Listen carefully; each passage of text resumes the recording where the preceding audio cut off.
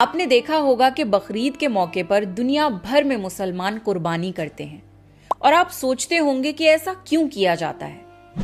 چلیے آج آپ کو بتاتے ہیں کہ اس کے پیچھے کی کہانی اور وزڈم کیا ہے۔ ہزاروں سال پہلے کی بات ہے۔ ابراہیم علیہ السلام اللہ کے نبی اور پیغمبر تھے۔ ایک دن جب ابراہیم علیہ السلام سو رہے تھے تو انہوں نے ایک خواب دیکھا جس میں اللہ نے ابراہیم علیہ السلام سے فرمایا کہ ابراہیم، آپ کے نزدیک جو سب سے پیاری اور محبوب چیز ہو آپ اسے اللہ کی راہ میں قربان کر دیجئے۔ اب یہاں آپ کو بتا دوں کہ اللہ اپنے بندوں کا اور خاص طور سے نبیوں کا امتحان لیتا ہے، یہ دیکھنے کے لیے کہ انسان اللہ سے زیادہ محبت کرتا ہے یا اللہ کے دیے ہوئے تحفوں سے زیادہ محبت کرتا ہے۔ نبی اور پیغمبر کے خواب سچے ہوتے تھے، وہ جو بھی خواب میں دیکھتے تھے وہ اللہ کا حکم ہوتا تھا۔ تو یہ خواب دیکھنے کے بعد ابراہیم علیہ السلام نے اپنے اونٹوں کے جتھے میں سے 100 اونٹ قربان کر دیے۔ آج کے زمانے میں یہ 100 قیمتی گاڑیاں سیکریفائس کرنے کے برابر ہے۔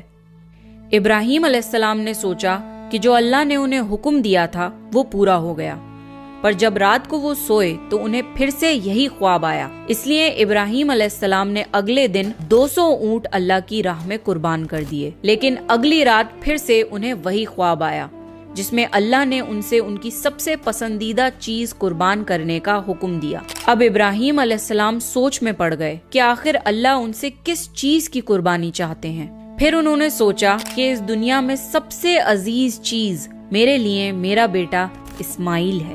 آپ کو بتا دوں کہ ابراہیم علیہ السلام کو پوری زندگی دعائیں مانگنے کے بعد 80 سال کی عمر میں اولاد ہوئی تھی، اور وہ تھے ان کے بیٹے اسماعیل جو انہیں بہت زیادہ عزیز اور محبوب تھے۔ اب ابراہیم علیہ السلام سمجھ چکے تھے کہ دراصل اللہ تعالیٰ نے ان سے ان کے بیٹے کی قربانی مانگی ہے۔ اللہ یہ دیکھنا چاہتا ہے کہ ابراہیم علیہ السلام اپنے بیٹے سے زیادہ محبت کرتے ہیں یا اللہ سے۔ ابراہیم علیہ السلام کے لیے یہ بہت بڑا امتحان تھا۔ اگلے دن ابراہیم علیہ السلام اٹھے اور اپنی بیوی ہاجرہ کو کہا کہ ہمارے بیٹے اسماعیل کو نہلا کر اچھی طرح تیار کر دیجئے۔ ابراہیم علیہ السلام کی بیوی ہاجرہ نے اپنے بیٹے کو بہت اچھے سے نہلا کر خوشبو لگا کر تیار کر دیا، اور ابراہیم علیہ السلام اپنے بیٹے کو لے کر ایک پہاڑ کی طرف روانہ ہو گئے۔ ابراہیم علیہ السلام یہ تکلیف بھرا فیصلہ کر چکے تھے کہ وہ اپنے بیٹے کی قربانی دیں گے، پر شیطان کو کیسے منظور ہوتا کہ کوئی اللہ کی اطاعت کرے؟ تو شیطان بھی اپنے کام پر لگ گیا۔ وہ سیدھا ابراہیم علیہ السلام کی بیوی حضرت ہاجرہ کے پاس ایک بزرگ کی شکل میں گیا اور ان سے کہا کہ ابراہیم تمہارے بیٹے کو کسی دعوت پہ نہیں بلکہ اسے قربان کرنے کے لیے لے کے گئے ہیں۔ یہ سن کر حضرت ہاجرہ بہت حیران ہوئی، پر وہ سمجھ گئیں کہ یہ ضرور اللہ کا حکم ہوگا۔